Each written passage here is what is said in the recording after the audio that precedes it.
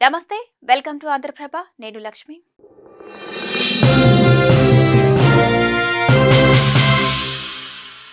ఏపీలోని పల్నాడు జిల్లాలో గతంలో జరిగిన టీడీపీ నాయకుల జంట హత్యల కేసులో నిందితులుగా ఉన్న వైఎస్ఆర్సీపీ కీలక నేతలు పిన్నెల్లి రామకృష్ణారెడ్డి, పిన్నెల్లి వెంకట్రామిరెడ్డికి తాజాగా పెద్ద ఎదురుదెబ్బ తగిలింది.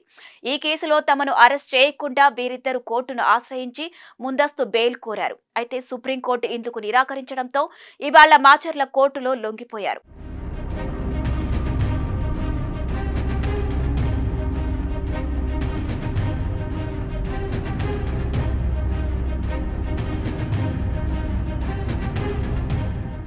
అయితే మాచర్ల అదనపు జూనియర్ సివిల్ జడ్జి కోర్టులో వారిద్దరూ నేడు లొంగిపోయిన విషయం తెలిసిందే.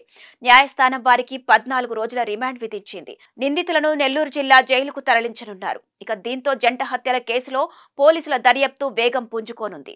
గతేడాది పల్నాడు జిల్లా గుట్లపాడులో జరిగిన ఇద్దరు టీడీపీ కార్యకర్తల హత్య కేసులో పిన్నెల్లి సోదరులపై ఈ ఏడాది మే 25న కేసు నమోదైంది.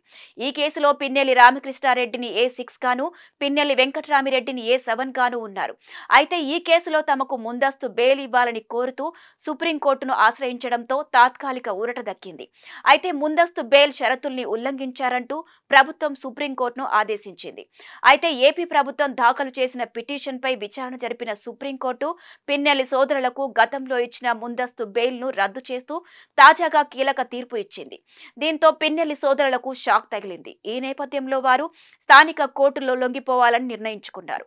ఇవాళ ఈ మేరకు మాచర్ల కోర్టుకు వచ్చి రామకృష్ణారెడ్డి, వెంకట్రామిరెడ్డి లొంగిపోయారు. దీంతో పోలీసులు వారిని అరెస్ట్ చేసి రిమాండ్ కు పంపించారు. టీడీపీ నేతల జంట హత్య కేసులో సుప్రీంకోర్టు గతంలో ముందస్తు బెయిల్ ఇచ్చినా తర్వాత విచారణకు సహకరించలేదని పిన్నెల్లి సోదరులకు షరతు పెట్టింది.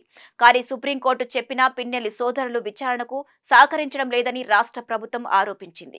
అలాగే సాక్షులను బెదిరించారని, సాక్ష్యాలు ట్యాంపర్ చేసే ప్రయత్నం చేశారని తెలిపింది. దీంతో వీరి ముందస్తు బెయిల్ రద్దు చేయడంతో పాటు వెంటనే అరెస్ట్ చేసేందుకు సైతం సుప్రీంకోర్టు అనుమతిచ్చింది. అలాగే లొంగిపోవడానికి 2 వారాలు సమయం ఇవ్వాలన్న పిన్నెల్లి బ్రదర్స్ తరపు లాయర్ల అభ్యర్థనను తోసిపుచ్చింది. దీంతో వారు ఇవాళ లొంగిపోయారు.